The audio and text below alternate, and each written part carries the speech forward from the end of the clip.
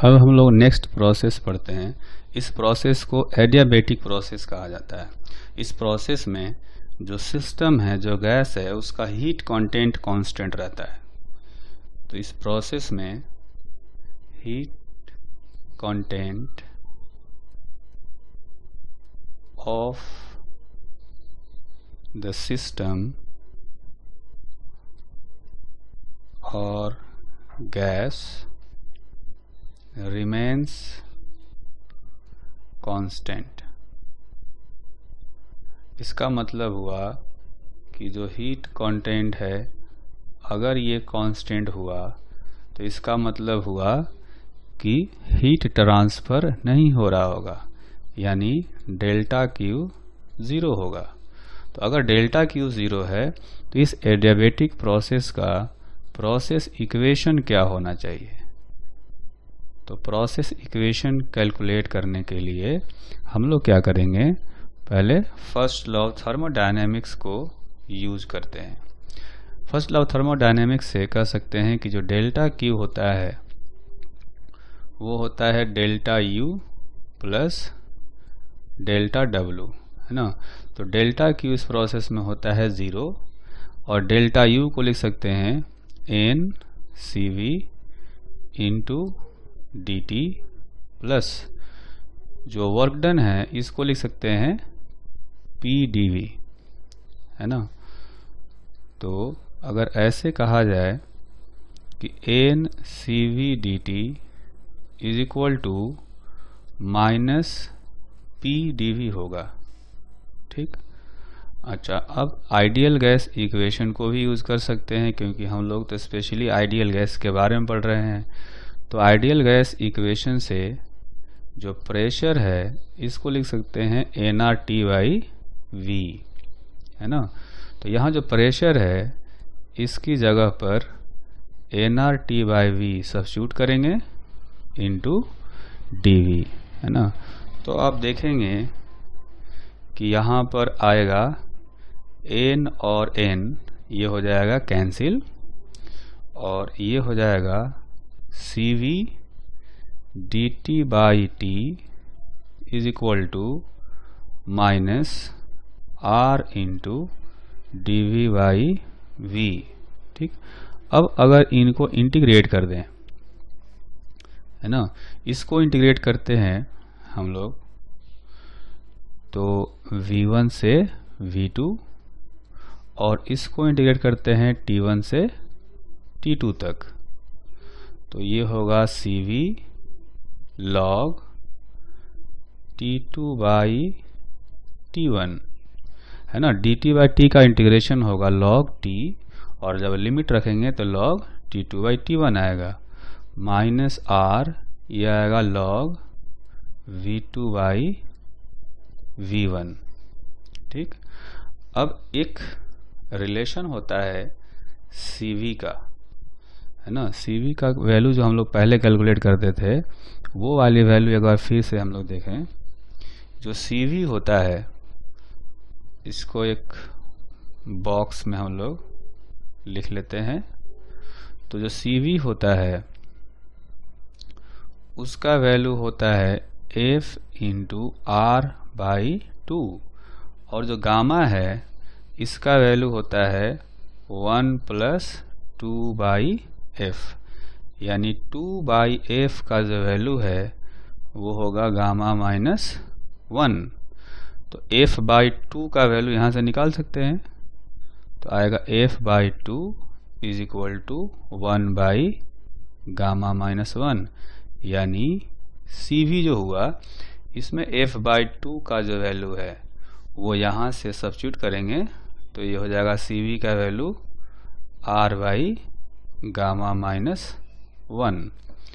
तो यहाँ पर जो अभी हम लोग प्रोसेस इक्वेशन डिराइव कर रहे हैं इसमें सी वी की जगह पर हम लोग रख सकते हैं R by gamma minus 1 into log T2 by T1 is equal to minus R log V2 by V1। तो यहाँ से देखेंगे कि R जो है वो कैंसिल हो जाएगा, है ना। तो यहाँ आएगा log T2 by T1 power 1 by gamma minus 1, और इधर आएगा log V1 बाई V2, यानी T2 by T1 power 1 by gamma minus 1 is equal to V1 by V2 हो जाएगा। ठीक, अगर इसको थोड़ा सा और सिंप्लीफाई करें तो T2 by T1 is equal to V1 by V2, है ना।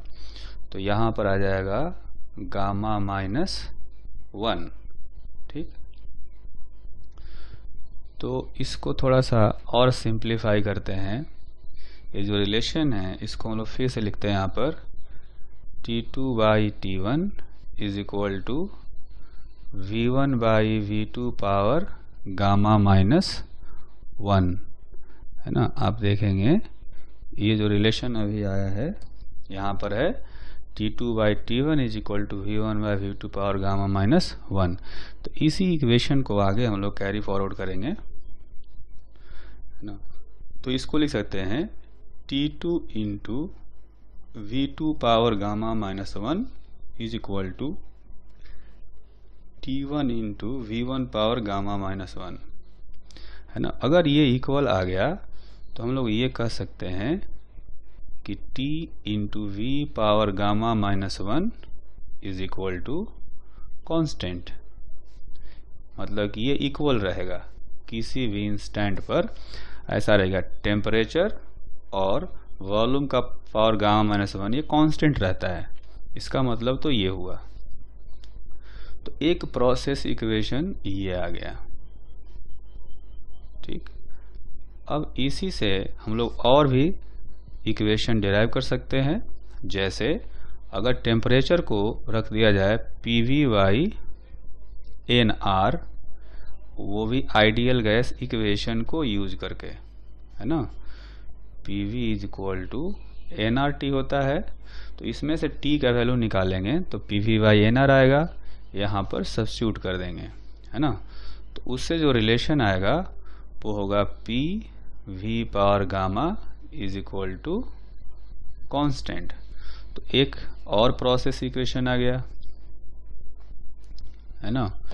अच्छा, उसी तरह से अगर हम चाहें कि टेम्परेचर और प्रेशर में रिलेशन निकालें तो उसके लिए क्या करेंगे, यहाँ जो वॉल्यूम है उसकी जगह पर टेम्परेचर ला देंगे, है ना।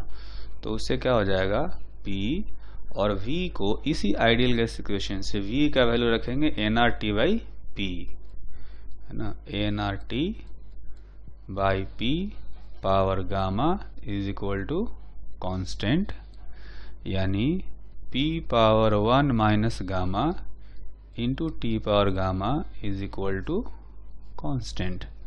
तो एक प्रोसेस इक्वेशन ये भी आ गया।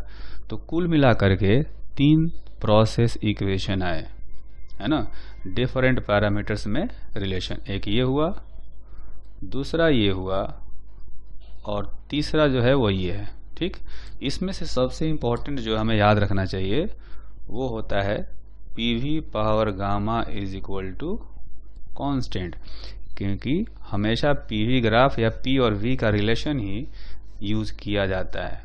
ठीक है, तो ये जो प्रोसेस इक्वेशन है ये ज़्यादा इम्पोर्टेंट है। इसके बाद हम लोग क्या करेंगे, इसके बाद ग्राफ प्लॉट करेंगे, है ना। तो जब ग्राफ प्लॉट करेंगे तो उसके लिए हमें पहले एक्सिस ड्रॉ करना पड़ेगा, प्रेशर वॉल्यूम का, फिर टेम्परेचर और वॉल्यूम का, फिर टेम्परेचर और प्रेशर का, है ना। अगर PV डायग्राम ड्रॉ करना हो तो ये वाला इक्वेशन देखेंगे, ये कुछ इस टाइप का आएगा, है ना। तो PV डायग्राम जो है वो कुछ ऐसा दिखेगा। ये एग्जैक्टली रेक्टेंगुलर हाइपरबोला तो नहीं है, लेकिन देखने में कुछ कुछ वैसा ही होगा। तो इसको हम लोग फिर से रीड्रॉ करते हैं ऐसे, ठीक। अच्छा, T और V में जो रिलेशन आया वो भी कुछ ऐसा ही दिखेगा, T into V power gamma minus 1। तो इसका ग्राफ भी ऐसे ही होगा, सिर्फ स्लोप्स डिफरेंट हो जाएंगे। P और T का ग्राफ भी कुछ इसी टाइप का होगा, स्लोप लेकिन सबके अलग अलग होंगे, है ना। तो ये तो ग्राफ हो गए। इसके बाद हम लोग कैलकुलेट करेंगे कि इस प्रोसेस में चेंज इन इंटरनल एनर्जी कितना होगा। चेंज इन इंटरनल एनर्जी, है ना। तो जैसा कि हम जानते हैं कि change in internal energy process पर डिपेंड ही नहीं करता है, तो यह हमेशा ANCV डेल्टा T होता है। इसके बाद हम लोग इस प्रोसेस में कैलकुलेट करेंगे चेंज इन इंटरनल एनर्जी, है ना। चेंज इन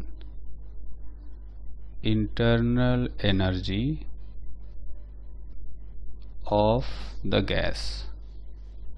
तो जैसा कि हम जानते हैं कि ये चेंज इन इंटरनल एनर्जी जो है वो किसी प्रोसेस या पाथ पर डिपेंड नहीं करता है, ये हर प्रोसेस में ANCV डेल्टा T ही होता है।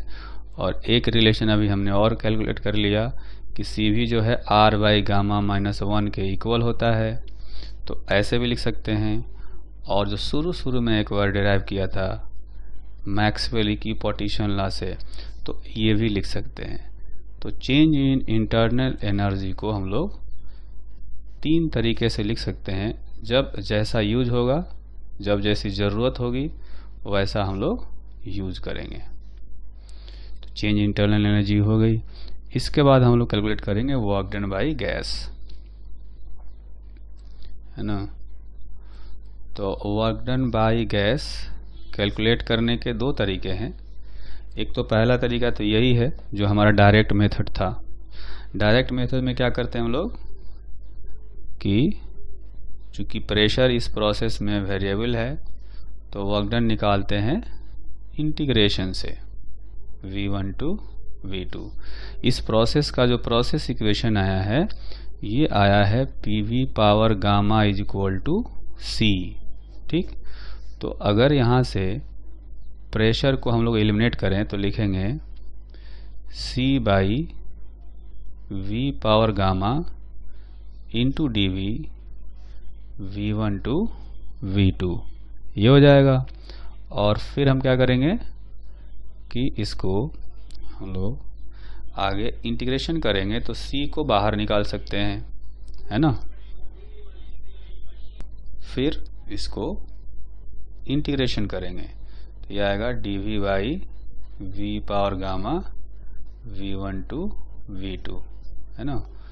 तो इंटीग्रेशन के बाद इसको हम लोग लिख सकते हैं V power 1 minus gamma by 1 minus gamma into C, और लिमिट आएगा V1 टू V2, ठीक। तो C into V2 power 1 minus gamma minus C into V1 1 power 1 minus gamma divided by 1 minus gamma, ऐसे लिख सकते हैं।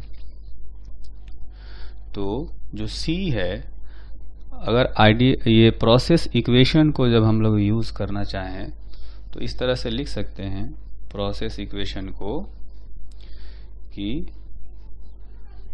P1 V1 power gamma is equal to C is equal to P2 V2 power gamma, ठीक।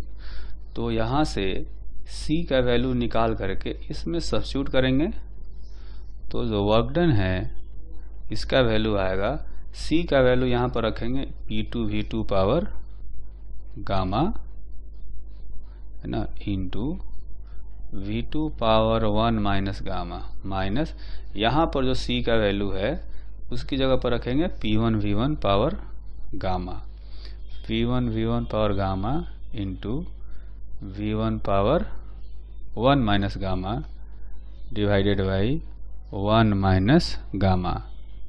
तो ये वाली जो value है, यहाँ से इसको सिंप्लीफाई करेंगे तो देखेंगे कि ये हो जाएगा P2V2 पहला वाला टर्म, और दूसरा वाला टर्म हो जाएगा P1V1 बाई 1 माइनस गामा।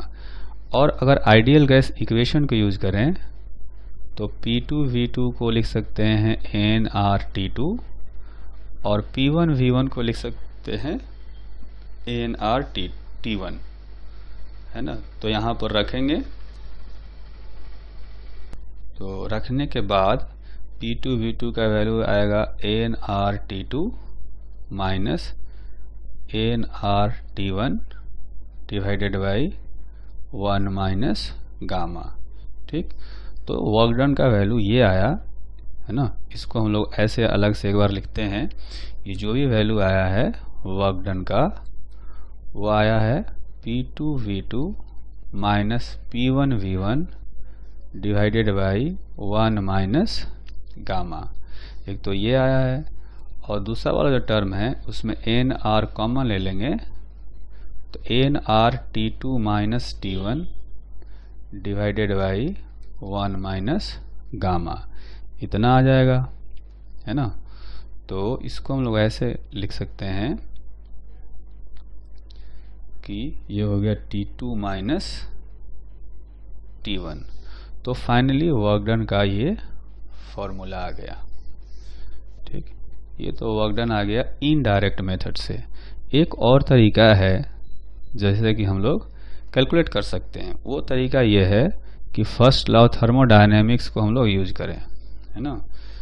तो जैसा कि हर प्रोसेस में हम लोग हीट सप्लाइड निकालते आए हैं फर्स्ट लॉ थर्मोडायनेमिक्स से, है ना। तो फर्स्ट लॉ थर्मोडायनेमिक्स में क्या करते थे, delta Q is equal to delta U plus delta W, है ना। तो डेल्टा Q तो 0 है, और ये हो गया delta U plus delta W, यानी delta W is equal to minus delta U is equal to, यहाँ पर आप देखेंगे कि डेल्टा U का जो वैल्यू है हमने सीखा था n CV into delta T minus n CV का वैल्यू हमने अभी कैलकुलेट किया था, आता है R by gamma minus 1 into delta T। तो वर्क डन का जो वैल्यू आएगा यहाँ से वो आएगा nR delta T divided by 1 minus gamma. तो ये जो वर्क डन का वैल्यू आया इनडायरेक्टली, है ना, फर्स्ट लॉ थर्मोडायनेमिक्स से, यही वाली वैल्यू यहाँ भी आया है nR delta T by 1 minus gamma है। ठीक, तो यही रिलेशन हमने इधर से कैलकुलेट कर लिया। इसके बाद हम क्या करेंगे कि अब हम लोग इस प्रोसेस में स्पेसिफिक हीट कैपेसिटी कैलकुलेट करेंगे, जो हर प्रोसेस में कैलकुलेट करते आए हैं। तो इसके बाद हम लोग कैलकुलेट करेंगे स्पेसिफिक हीट कैपेसिटी, है ना। तो हालांकि हम लोग पहले एक बार कैलकुलेट कर चुके हैं जब हम लोग स्पेसिफिक हीट कैपेसिटी का डेफिनेशन पढ़ रहे थे, फिर भी एक बार फिर से कैलकुलेट करेंगे delta Q by n delta T। अब डेल्टा Q चूँकि इस प्रोसेस में 0 होता है तो स्पेसिफिक हीट कैपेसिटी हो गया 0। ठीक, इसके बाद हम लोग कैलकुलेट करना चाहेंगे कि इसमें जो PV ग्राफ होता है, PV ग्राफ देखेंगे कि इसमें एक रेक्टेंगुलर हाइपरबोला जैसा आया था, है ना। तो रेक्टेंगुलर हाइपरबोला जैसा आया होगा, तो इस ग्राफ का इंस्टेंटेनियस स्लोप हम लोग निकालना चाहेंगे, जैसे कि आइसोथर्मल प्रोसेस में भी हमने स्लोप कैलकुलेट किया था, है ना। तो अभी हम लोग कैलकुलेट करेंगे slope of adiabatic PV curve, है ना। एडियाबेटिक PV कर्व का स्लोप कैलकुलेट करना हो तो हम लोग प्रोसेस इक्वेशन को यूज करेंगे, PV gamma is equal to constant. तो इसको डिफरेंशिएट करने से क्या आएगा, ये प्रोडक्ट लगाएंगे डिफरेंशिएशन का, तो पहले प्रेशर को कांस्टेंट मानेंगे, फिर v पावर गामा का डिफरेंशिएशन करेंगे, तो आएगा gamma into V power gamma -1 into D V plus v power gamma को कांस्टेंट ले लेंगे, प्रेशर को डिफरेंशिएट करेंगे, इज इक्वल टू 0 होना चाहिए। अब इसमें v पावर गामा -1 अगर कांस्टेंट ले लेंगे तो यह आएगा gamma p D V plus v D P is equal to 0, यानी gamma p D V is equal to, ये वाला जो टर्म है राइट हैंड साइड में जाकर के 0 हो जाएगा, तो ये बचेगा माइनस वी डी पी, है ना। तो यहाँ से अगर D P by D V का वैल्यू कैलकुलेट करेंगे तो आएगा minus gamma P by V, है ना। तो ये जो है ये स्लोप आ गया पीवी ग्राफ का एडियाबेटिक प्रोसेस में। जैसे अगर y-x ग्राफ हो तो y-x ग्राफ में हम लोग स्लोप कैसे निकालते हैं, स्लोप निकालते हैं dy बाई dx से। यहाँ pv ग्राफ है ना, यहाँ पर ये pv ग्राफ है, तो इसमें जो भी स्लोप आएगा वो dp बाई dv से निकलेगा, तो हमने dp बाई dv से निकाल लिया, ठीक है। अब यहाँ पर आप ध्यान देंगे कि ये जो स्लोप आया है वो भी आइसोथर्मल ग्राफ जैसा, अब आइसोथर्मल ग्राफ का जो स्लोप था उसी के जैसा निगेटिव आया है, लेकिन जो मैग्नीट्यूड है वो ज़्यादा है ना। स्लोप ऑफ आइसोथर्मल कर्व हमने कैलकुलेट किया था पिछले प्रोसेस में, तो वहाँ पर dp बाई dv आया था माइनस p बाई v, है ना। तो उसमें आया था माइनस p बाई v, इसमें भी माइनस p बाई v है, लेकिन साथ में एक गामा फैक्टर है ना। तो ये जो गामा फैक्टर है, गामा का वैल्यू 1 से हमेशा बड़ा होता है, तो कह सकते हैं कि slope of adiabatic curve is steeper than slope of isothermal curve, है ना। बस ये है कि दोनों ही निगेटिव है। तो अगर हम ऐसा करें, ग्राफ बनाकर कंपेयर कर लें यहाँ पर, जैसे अगर ये p एक्सिस हो, ये v एक्सिस हो, अगर ग्राफ बनाएंगे तो क्या होगा कि यहाँ पर अगर ये ग्राफ ऐसा है, दूसरा ग्राफ ऐसा है, ठीक है। तो आप देखेंगे कि जिसका स्लोप ज़्यादा है वो एडियाबेटिक होगा, यानी ये होगा एडियाबेटिक, ठीक, और जिसका स्लोप कम है ये होगा आइसोथर्मल कर्व, ठीक। तो इस तरह से हमने स्लोप निकाला एडियाबेटिक प्रोसेस में पीवी ग्राफ का। इसके बाद हम लोग बल्क मॉडुलस कैलकुलेट करेंगे। बल्क मॉडुलस इन एडियाबेटिक प्रोसेस। तो बल्क मॉडुलस कैलकुलेट करने के लिए जो डिफिनीशन होता है वो ये होता है minus dp divided by dp by v, ये होता है। तो minus v into dp by dv, इसको ऐसे लिख सकते हैं। d बाई dv जो स्लोप है इसका वैल्यू अभी जो हमने कैलकुलेट किया था वहाँ से इसमें रखेंगे, है ना। तो वो जो वैल्यू आया था वो आया था gamma p by v minus में, तो कुल मिला करके ये माइनस माइनस हो गया प्लस, तो बल्क मॉडुलस का वैल्यू आ गया प्लस गामा p, ठीक है। तो ये हो गया बल्क मॉडुलस इन एडियाबेटिक प्रोसेस। अगर कंपेयर करें bulk modulus in isothermal process से, bulk modulus in isothermal process, ये हमने कैलकुलेट किया था पिछले प्रोसेस में, आया था B = P आया था।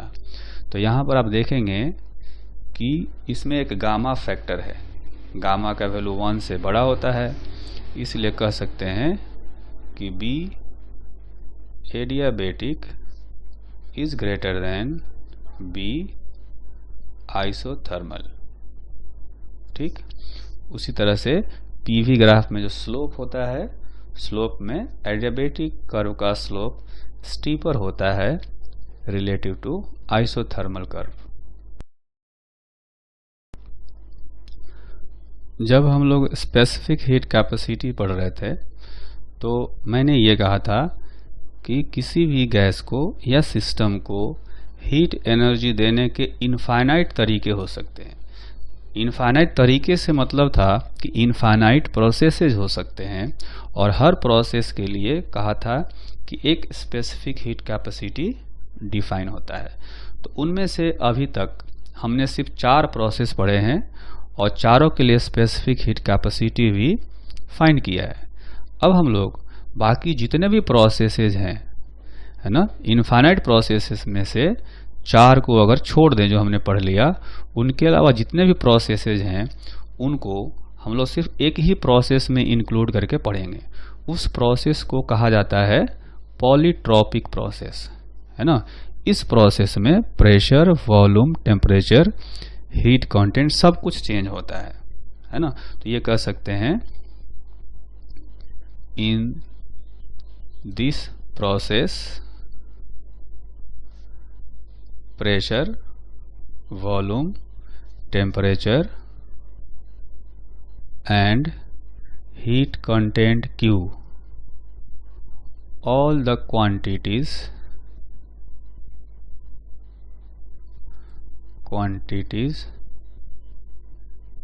change, है ना। तो ये जो प्रोसेस है इसका प्रोसेस इक्वेशन कैसा होता है ना। तो इसका जो प्रोसेस इक्वेशन होता है आप देखेंगे कि देखने में तो ये लगता है एडियाबेटिक प्रोसेस के प्रोसेस इक्वेशन जैसा। ऐसा इसका इक्वेशन होता है PV⁴ = कांस्टेंट।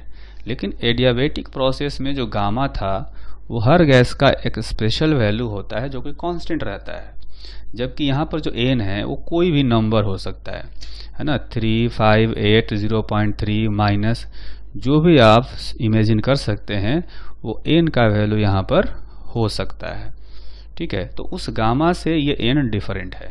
ठीक, लेकिन चूंकि हमने कहा कि ये जो 4 क्वांटिटीज हैं वो इसमें इंक्लूड हम नहीं करेंगे, मतलब वो कोई भी क्वांटिटी इसमें कांस्टेंट नहीं रहता है। तो जो 4 प्रोसेस हमने पढ़ लिए उन प्रोसेस को इनमें से एक्सक्लूड कर देंगे। तो इसके लिए ज़रूरी क्या है, आप देखेंगे कि अगर यहाँ n का वैल्यू 0 हो जाए तो ये प्रोसेस हो जाएगा P = कांस्टेंट, यानी आइसोबारिक प्रोसेस हो जाएगा ये। ठीक, अगर इसी तरह से n का वैल्यू 1 कर देंगे तो PV = कांस्टेंट हो जाएगा, यानी आइसोथर्मल प्रोसेस बन जाएगा, है ना। तो n = 1 करने से ये आइसोथर्मल हो जाएगा। उसी तरह से अगर n का वैल्यू गामा रख देंगे तो ये एडियाबेटिक बन जाएगा। जबकि हमें क्या करना है, ये चारों प्रोसेस को इसमें से हटाना है। तो ये ध्यान रखेंगे, क्योंकि चारों प्रोसेस को हटाना है तो n का वैल्यू हम लोग 0 नहीं रखेंगे, 1 भी नहीं रखेंगे और गामा भी नहीं रखेंगे, है ना। तो इसमें आइसोबारिक तब होगा जब n का वैल्यू 0 होगा, है ना। तो ये हमें रखना नहीं है। ठीक, ये हम ध्यान रखेंगे। अच्छा, अब ये जो प्रोसेस है इसमें देखेंगे कि अब n का वैल्यू आप इन तीनों के अलावा कुछ भी रख सकते हैं। आप 2 रख लीजिए, 3 रख लीजिए, 5 रख लीजिए, डेसिमल में रख लीजिए या फ्रैक्शन में, जैसा भी हो, है ना। n के जितने वैल्यू हम रखेंगे उतने डिफरेंट प्रोसेसेज बनेंगे इसमें, है ना। तो इसका मतलब ये हुआ कि इन चारों प्रोसेसेस के अलावा जो हमने पढ़ लिया है, सारे प्रोसेस इस एक ही प्रोसेस में आ गए हैं। ठीक, तो अब ये तो प्रोसेस इक्वेशन हमें पता चल गया। बाकी सारे क्वांटिटी हम लोग इस प्रोसेस में भी डिराइव करेंगे, जैसे कि change in internal energy, work done by gas, ये सारी चीज़ें हमें कैलकुलेट करनी है। ठीक, उसी तरह से जो ये प्रोसेस इक्वेशन है, इस प्रोसेस इक्वेशन को और तरीके से लिखा जा सकता है। जैसे हमने एडियाबेटिक में भी 3 तरीके से प्रोसेस इक्वेशन को लिखा था। P और V में रिलेशन था, फिर टेम्परेचर और वॉल्यूम में रिलेशन था, तो वैसे ही यहाँ भी हम लोग करेंगे। तो इसके लिए हम लोग ऐसे समझते हैं कि यहाँ पर पहले रखते हैं एडियाबेटिक प्रोसेस और फिर रखेंगे पॉलीट्रोपिक प्रोसेस। चूँकि दोनों प्रोसेस में जो प्रोसेस इक्वेशन है वो एक ही जैसा आया है, बस उसमें जो गामा है वहाँ पर इसमें n आ जाएगा। ठीक, इसलिए सारे डेरिवेशंस बिल्कुल एक जैसे आते हैं, सारे फॉर्मूले एक जैसे आते हैं। तो और जो प्रोसेस है डेरिवेशन का वो भी सारा एक जैसा है ना। तो इसलिए जो एडियाबेटिक प्रोसेस के लिए फॉर्मूले हमने डिराइव किए थे उनको हम लोग यहाँ पर यूज़ करेंगे डायरेक्टली। ठीक है, फिर से उनका डेरिवेशन नहीं करेंगे। तो एडियाबेटिक प्रोसेस में 3 तरह के प्रोसेस इक्वेशन हमने निकाला था, है ना। वो ये निकाला था, पहला था PV power gamma is equal to constant. तो वैसे ही इसमें आया है PV power n is equal to constant. ठीक, अच्छा, जो दूसरा इक्वेशन आया था टेम्परेचर और वॉल्यूम में, TV power gamma is equal to constant, वैसे ही इसमें लिखेंगे TV पावर n। यहाँ था TV पावर गामा -1, यहाँ आएगा TV power n -1 is equal to constant. और जो तीसरा प्रोसेस था वो था P power 1 minus gamma into T power gamma is equal to constant. तो यहाँ पर आएगा P power 1 minus n into T power n is equal to constant. तो कुल मिलाकर के ये 3 प्रोसेस इक्वेशन हो गए, है ना। ये 3 प्रोसेस इक्वेशन हमने एडियाबेटिक में भी फाइंड किया था। एग्जैक्टली वैसे ही पॉलीट्रोपिक प्रोसेस में भी वैसे ही 3 इक्वेशन आएंगे। ये इक्विवेलेंट हो गए इस तरह से। ठीक, उसके बाद हम लोग ग्राफ प्लॉट करते थे। तो जो ग्राफ हम लोग प्लॉट करते थे वैसा ही ग्राफ यहाँ भी आएगा, है ना। बस स्लोप का जो वैल्यू है वो डिफरेंट आएगा n के हिसाब से। ठीक है, तो इसमें जैसे हम लोग PV ग्राफ प्लॉट करते थे तो वैसे ही इसमें भी PV ग्राफ प्लॉट करेंगे। दोनों का जो कर्व है वो एक जैसा आएगा, स्लोप डिफरेंट हो सकता है ना। उसके बाद TV ग्राफ, है ना, T और V का ग्राफ, यहाँ भी आएगा T और V का ग्राफ। तो ये ग्राफ भी एडियाबेटिक में देखने में हाइपरबोला जैसा लगता था, इसमें भी हाइपरबोला जैसा ही लगेगा। फिर अगर हम लोग ऐसा करें कि P और T का ग्राफ प्लॉट करें ना, यहाँ भी P और T का ग्राफ प्लॉट करेंगे तो एक जैसे आएंगे। जैसा कि एडियाबेटिक में आया वैसा ही पॉलीट्रोपिक में आएगा। ठीक, तो जो लेफ्ट वाली लाइन है, जो कॉलम है, ये पूरा एडियाबेटिक के लिए है और राइट वाली पॉलीट्रोपिक के लिए। तो ये देखेंगे एक जैसे दिख रहे हैं, है ना। अब आगे हम लोग क्या कैलकुलेट करेंगे, हम लोग आगे कैलकुलेट करते थे वर्क डन बाय गैस और चेंज इन इंटरनल एनर्जी। तो चेंज इन इंटरनल एनर्जी अगर ये कैलकुलेट करना हो तो जैसा कि हम जानते हैं कि ये प्रोसेस से इंडिपेंडेंट होता है, हर प्रोसेस में इतना ही आता है, तो इसको तो हमें ध्यान देना नहीं है ज़्यादा।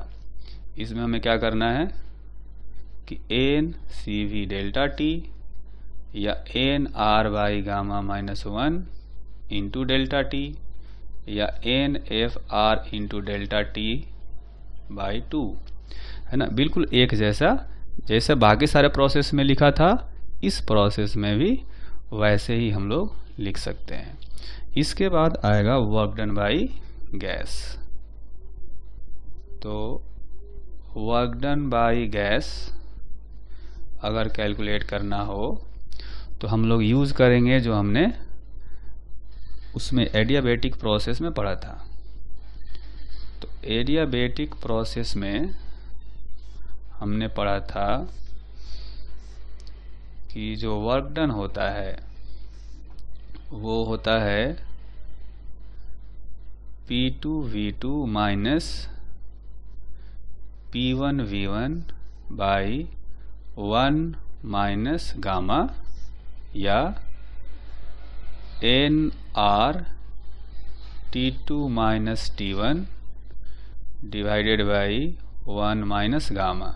ठीक, उसी तरह से अगर हम लोग पॉलीट्रॉपिक प्रोसेस में देखें, डिराइव करेंगे तो एग्जैक्टली वैसे ही आएगा, है ना। इन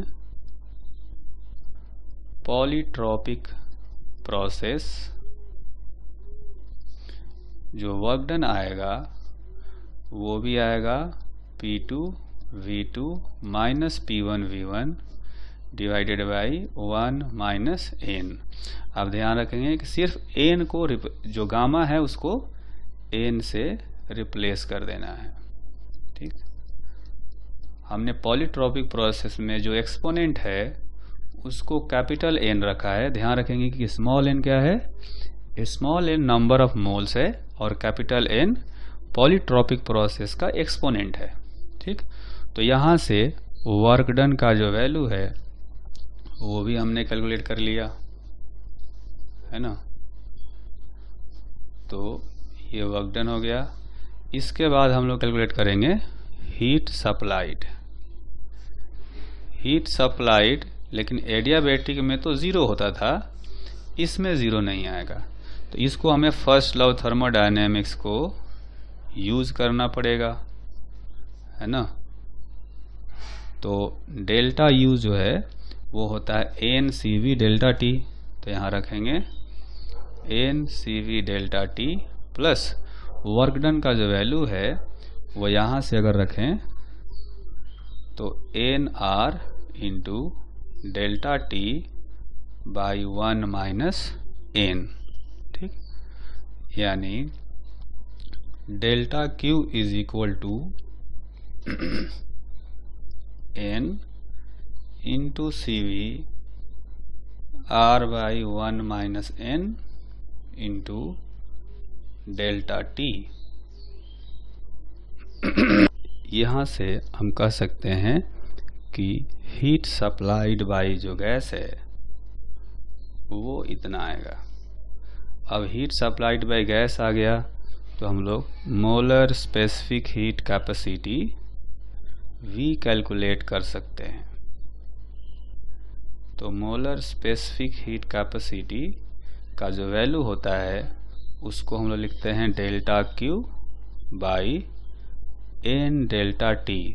तो डेल्टा क्यू का वैल्यू यहाँ से रखेंगे तो ये एन और ये डेल्टा टी यहाँ पर डिनोमिनेटर वाले से कैंसिल हो जाएगा, तो ये बचेगा C V plus R by 1 minus N, है ना। तो मोलर स्पेसिफिक हीट कैपेसिटी का जो फाइनल वैल्यू आया वो आ गया C is equal to C V plus R by 1 minus N. तो ये फॉर्मूला आप याद रखेंगे, कहीं भी अजीब सा प्रोसेस इक्वेशन दिखे तो हमें ये मान लेना है कि ये पॉलीट्रॉपिक प्रोसेस होगा और उसमें पहला काम होगा हमारा एन का वैल्यू निकालना। अगर एक बार ये कैपिटल एन का वैल्यू निकल गया, है ना, प्रोसेस इक्वेशन से, तो फिर जो भी निकालना हो, वर्क डन निकालना हो, चेंज इन इंटरनल एनर्जी निकालना हो या स्पेसिफिक हीट कैपेसिटी निकालना हो, सारी चीज़ें निकल जाएंगी। ठीक, उसी तरह से अगर हम निकालें slope of PV graph, slope of PV graph और पीवी कर्व, तो एडियाबेटिक में जो हमने निकाला था, एडियाबेटिक प्रोसेस में आया था dp by dv is equal to minus gamma p by v। ठीक, उसी तरह से इस पॉलीट्रॉपिक प्रोसेस में, in polytropic process slope will be is equal to, slope will be equal to minus n into P by V, है ना, इतना slope आएगा। और फिर उसी तरह से अगर हमें बल्क मॉडुलस निकालना हो, बल्क मॉडुलस, तो एडियाबेटिक प्रोसेस में जो हमने कैलकुलेट किया था वो आया था bulk modulus is equal to gamma P. तो जो पॉलीट्रॉपिक प्रोसेस होगा वो आएगा bulk modulus is equal to N into P. हम लोग हर बार एडियाबेटिक का और पॉलीट्रॉपिक का सिमिलरिटी से फॉर्मूला अभी लिख रहे हैं। कारण ये है कि दोनों का प्रोसेस इक्वेशन एक जैसा है, इसलिए फॉर्मूले भी एक जैसे होंगे, है ना, इसलिए हम लोग ऐसा कर रहे हैं। तो बल्क मॉडुलस भी आ गया, स्लोप भी आ गया, सारे क्वांटिटीज़ आ गए। ठीक, अब जो है हमें ध्यान रखना है कि कहीं भी अजीब सा एक्सप्रेशन दिखे तो ये माना है कि ये पॉलीट्रॉपिक प्रोसेस है। जैसे अगर मैं कहूँ कि अगर ऐसा कहा गया, in a process pressure varies as proportional to T square, ऐसे कह सकते हैं। अगर ये प्रोसेस दिया गया है, पूछा जाएगा find molar specific heat capacity for a monoatomic gas, है ना, मोनोएटॉमिक गैस दिया हुआ है। तो हम क्या करेंगे, मतलब इनफैक्ट मोलर स्पेसिफिक कैपेसिटी क्या, उसमें पूछा जाएगा कि वर्क डन बताओ, स्लोप ऑफ पीवी कर्व बताओ, कुछ भी हम लोग निकाल सकते हैं। बस हमें क्या करना होगा कि इस प्रोसेस को हम लोग कुछ इस तरह से अरेंज करेंगे। P proportional to T square है, तो इक्वेशन को यूज कर हम लोग P और V में रिलेशन निकालेंगे। आइडियल गैस इक्वेशन से होता है PV is equal to nRT, तो T का वैल्यू हम लोग रख सकते हैं PV by nR whole square, यानी अब देखेंगे कि यहाँ पर आएगा P power -1 V power -2 is equal to constant, है ना। तो इसको ऐसे भी लिखा जा सकता है PV square is equal to constant. ठीक है, तो PV square is equal to constant होने का मतलब, अगर पॉलीट्रॉपिक प्रोसेस के एक प्रोसेस इक्वेशन से कंपेयर करें तो आप देखेंगे कि n का वैल्यू यहाँ आ गया 2, है ना। सो n इज इक्वल टू 2। तो C का जो फॉर्मूला ड्राइव किया हमने, मोलर स्पेसिफिक हीट कैपेसिटी, वो आया है CV plus R by 1 minus n, है ना। अभी आप इसको देख सकते हैं, हमने जो डिराइव किया था यह था CV plus R by 1 minus n। तो इसी फॉर्मूले को हम लोग यहाँ पर यूज कर रहे हैं। तो यहाँ पर चूंकि मोनो एटॉमिक गैस कहा गया है इस क्वेश्चन में, आप देखेंगे कि मोनो एटॉमिक गैस के बारे में बोला गया है। तो CV हो जाएगा FR by 2 plus R/1 minus इस एन का वैल्यू यहाँ पर 2 आया है ना, यहाँ पर देखेंगे 2 आया है, तो R का वैल्यू 2 रखेंगे। F का वैल्यू डिग्री ऑफ फ्रीडम 3 होता है अगर मोनो एटॉमिक गैस हो, तो ये हो जाएगा R/-1 यानी 3R/2 माइनस R, तो C का जो वैल्यू आया वो आ गया यहाँ पर R/2, है ना। तो इस तरह से जैसे हमने molar specific heat capacity calculate किया, हम लोग यहाँ पर वर्क डन भी कैलकुलेट कर सकते हैं।